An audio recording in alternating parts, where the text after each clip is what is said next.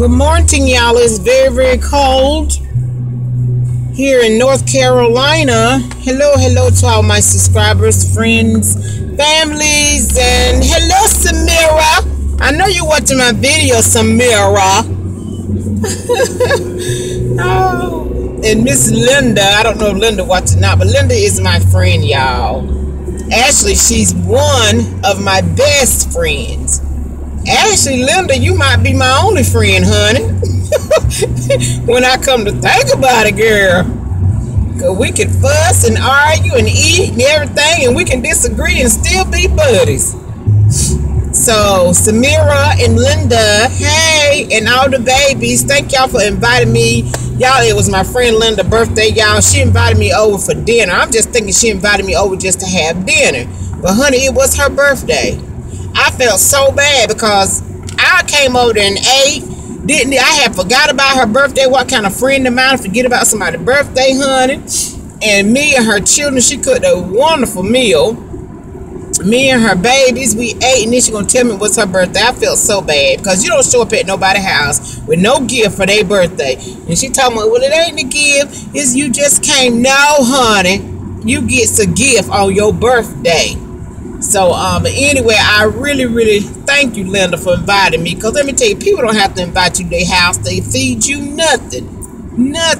So I appreciate it when people are good to me, because nobody has to be good to you for nothing, honey. She could have put rat poison in that food. You know what I'm saying? She could have. But she didn't. I lived after I ate that food, and it was good.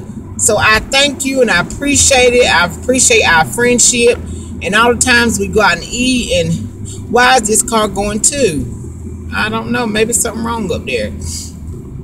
But anyway, love you, Linda, Samira, and the babies.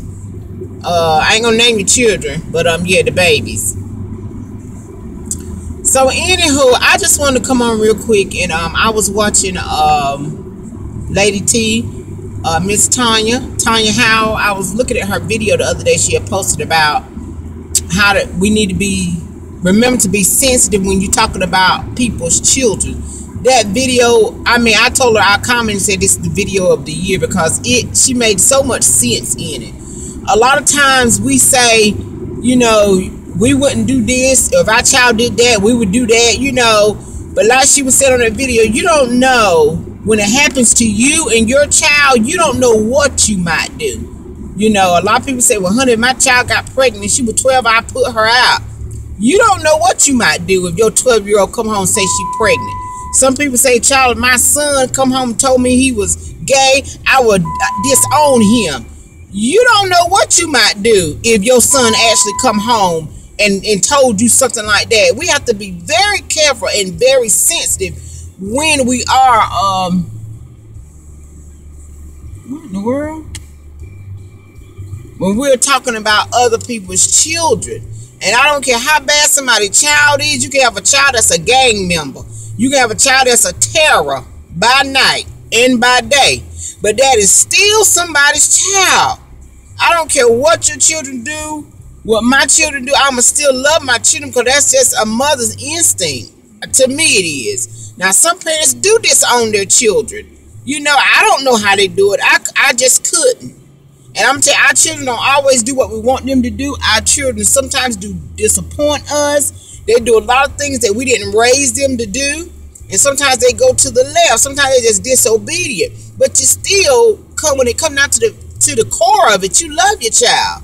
So I know me, for myself, I'm very careful who I share my personal business with when it concerns my family, especially my children. Actually, I don't share anything really deep and personal with anybody other than my sister. That's it. I mean, I don't go outside of that because I know my sister truly has my best interest at heart. You know, sometimes people, like Miss Tanya was saying, you could be sharing something and that person go off on you about your child because they been wanting to tell you that. They're not praying for your child. They're not really concerned for your child. They see your child as a terror too. And it might be. But you have to be sensitive when you're dealing with your child, you know. We all ain't got grandchildren, not grandchildren, but great children that's just always obedient. We don't. And so you have to be very sensitive who you share stuff like that with and who you got praying with you about your child. you know, because it's just tough. It's tough when it deals with family. You don't know what you might do when you're facing that situation, even when it comes to marriages. People say, my husband and my wife do this or do that, I'll be divorced. And you don't know what you might do, honey, until it happened to you. I know that for a fact. That's why I'm just very careful about what I say I know I won't do and what I will do. I just pray for the grace of God to keep me. You know, even with us Christians, we'll say, well, honey, if somebody came to me and told me, you know, if you don't deny Christ, I'm going to shoot your brains out. Oh, I'm going to deny Christ, honey. I mean, I'm not going to deny Christ, honey. They can shoot my brains out. Honey, you might start thinking about your brain spilling out your head, honey. You know what I'm saying? You might start thinking about that bullet going through your skull and resting inside your brain. So my prayer, I love the Lord, but my prayer is God to give me the grace if I'm ever faced with something like that. Somebody point a gun to me and say, either you deny Christ or you die. I pray God give me the grace to do what I'm supposed to do. Amen. You don't know what you don't know what you might do when reality come knocking on your door. I'm telling you, people kill me sometimes how they, you know, say what somebody should do and somebody shouldn't do and what they would do. You don't know what you might do. Especially like I said, when it comes to family. Because our family can put us through it sometimes. Sometimes we can put people through it, you know? So we all just need to be prayerful for one another. Pray against the hand of the enemy. Pray against the stronghold over the enemy in our children's lives and in our own lives and in our families. That's my prayer. My prayer is that the strong man will be uprooted and destroyed in all families. Children, marriages, everywhere. I don't care who it is and what they've done. Everybody can make a turnaround because God is able. And He is. So I just wanted to piggyback off Miss Tanya's little video because it was really, really good. I mean, it was really, really good to me. It really was. So thank you, Miss Howell, for that video. All right, I love you guys. It's just my little morning chat. Talk to you later.